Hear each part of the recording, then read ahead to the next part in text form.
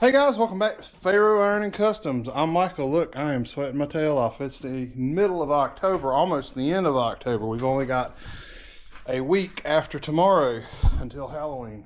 In this video, my intention is to get the steering sorted out on the Volkswagen. Guys, I got to turn the fan back on, sorry. All right, hope that's not too loud. We have had some cooler days, but it is back up in the 80s. Okay, yeah, so my intention is to go ahead and get this Volkswagen sorted out, the steering on it. I bought a steering box off of eBay. It is a reversed Corvair box. It was one of the low-end boxes, so it'll last as long as it does, and if it doesn't last, we'll get a Flaming River or something after that. So, like I said, I don't even have a good number on it. 910 32 197. It came with a 3/4 by 30 or 36 spline steering universal joint to a double D shaft. I also bought a 16 or 18 inch piece of double D shaft. We're probably only going to realistically need about 4 to 5 inches of that. Okay, we'll try that again. Here's the box. It looks pretty nice. Like I said, this is an eBay box. I'm probably going to, I've just got it roughly mocked into place right now. We're probably going to mount it almost parallel to the chassis. That's not going to hurt anything because the box would have been mounted with the pitman arm pointed down from the factory. The pitman arm is a Speedway arm. It's the offset arm, and we probably could have literally gotten away with the straight arm and went ahead and mounted the box over here, but I want to get the box as far into the engine as possible. Okay guys, the camera keeps cutting out on me. That's another story. We're not going to get into that. Let's get through this thing, and I'll try not to lose my spot too much. So, eBay box came with the universal joint.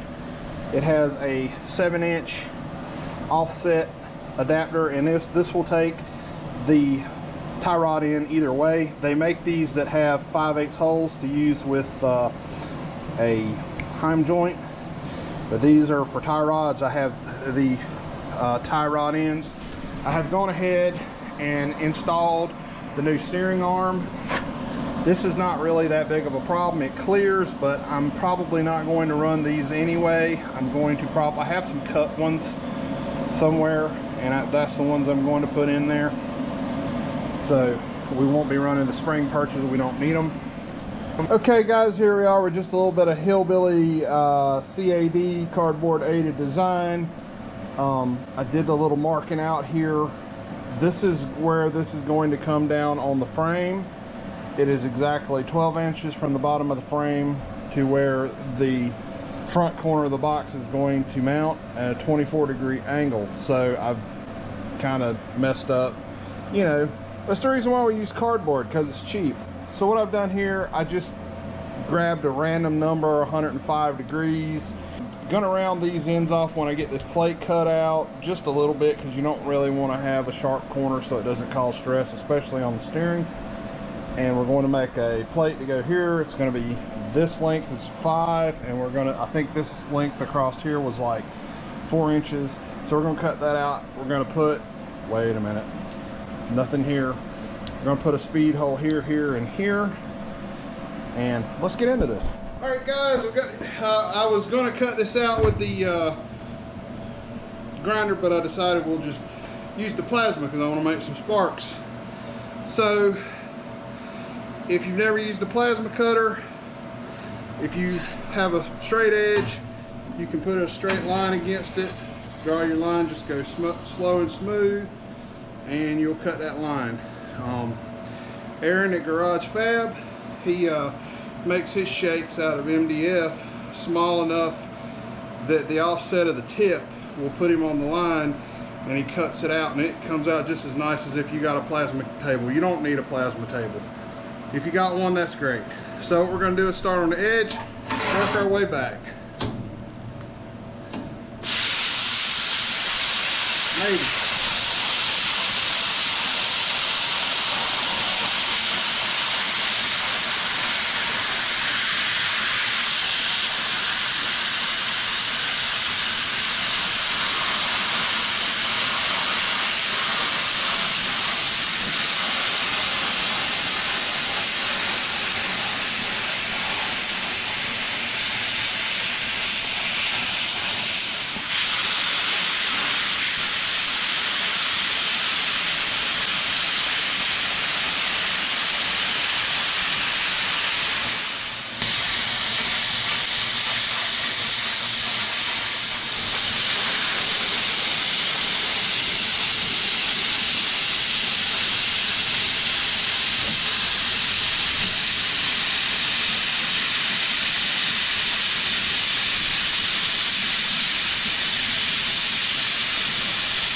Alright guys, this is an annular cutter. This is not an expensive set. It came off eBay. I think this size is 1.5 or inch and maybe 3/4 or something. And it has, oops, wrong thing. It has a lineup like a regular hole saw does, except for this is made to cut metal. I have the spindle speed set on 135 RPMs, and it cut the first hole pretty nicely, so we're just going to let it eat.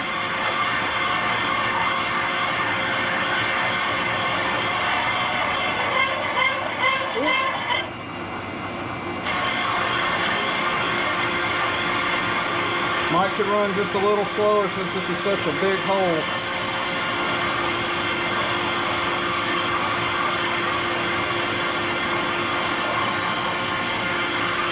Be careful with the chips.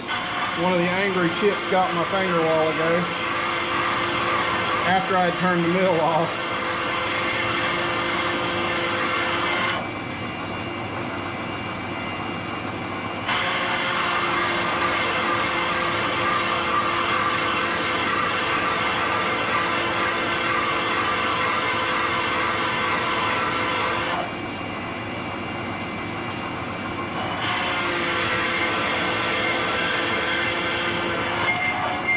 That's it, guys. I'm gonna go ahead and get it lined up and cut the other one. Now I have this set up, I just have my 1, 2, 3 blocks.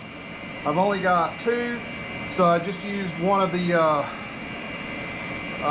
little standoffs out of the.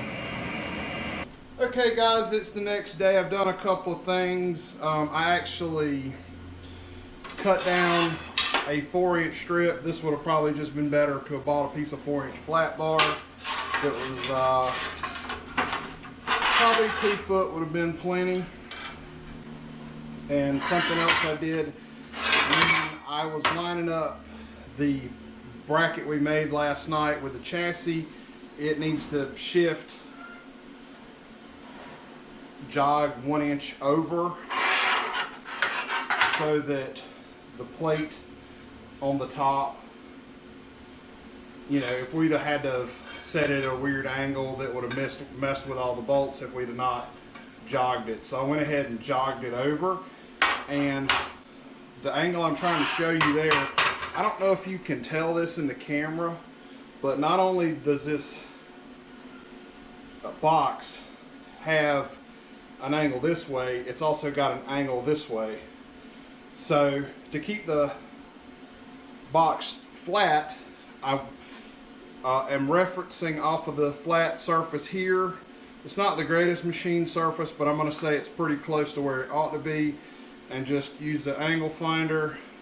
Like I said, I put it on a level surface. Actually, the surface is like 0.4.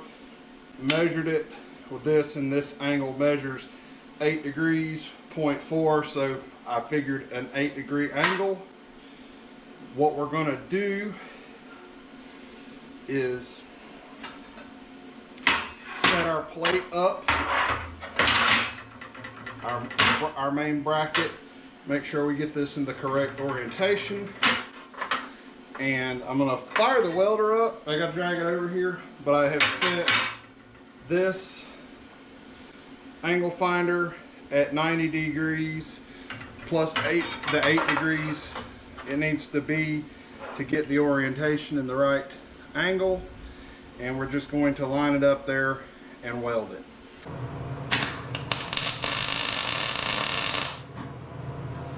I'd say let's tack.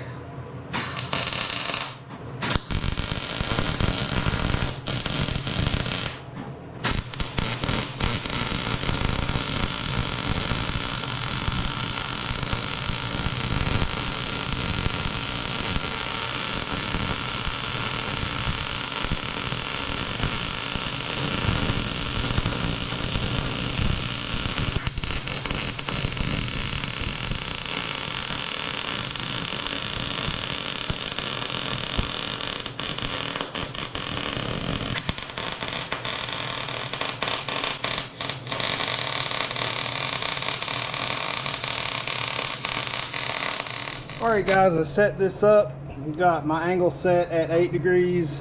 8 degrees this way and 24 degrees this way. Check the chassis to make sure it was the same. I mean, you know, that it was level. I went ahead, put a couple of 1-inch tacks in there, and I cut out a piece of support to go in here. I thought about doing some speed holes in it, but I don't think I'm going to. I think I'm just going to go ahead and tack this in place. So let's get after it. Y'all see what I'm doing? It would help to have argon turned on. And it would help for y'all to be able to see something besides my arm, I expect.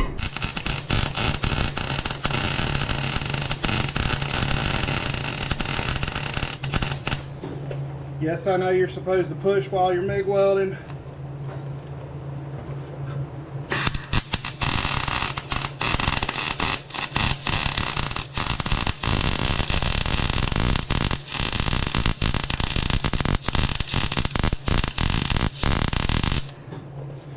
Alright guys, so I've created a bracket to go down here.